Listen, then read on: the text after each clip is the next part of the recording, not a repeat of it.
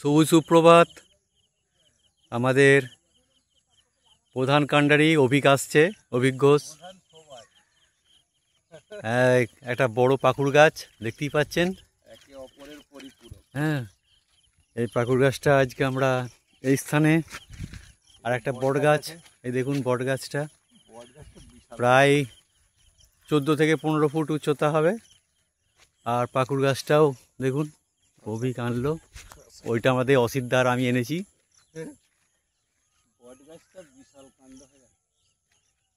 দারুণ হয়েছে দেখুন। অভিক কিছু বলো এই গাছটা। এই পাকুড় গাছটা আমার কাছেই তৈরি হয়েছে। আজ এখানে একজন জেঠিমা আবেদন করেছিলেন যে আমরা একটা পাকুড় গাছ লাগাবো, আমাদেরকে দিন। আমরা বলেছিলাম, কথা দিয়েছি, ওনার জায়গাতে এটা বসাবো এক্ষুনি। সবুজ সুপ্রভাত। আজকে আমাদের বেড়াদিঘির ধারে এই বট গাছটি আমরা রোপণ করব। দেখুন আমাদের সাথে আছেন অসিত মুখার্জি, আর আছেন আমাদের মাস্টার মশাই। সবুজ সুপ্রভাত। হ্যাঁ, বলুন। এইটা আমরা এই বট গাছটা নিয়ে এলাম, অসিতদার তৈরি করেছে।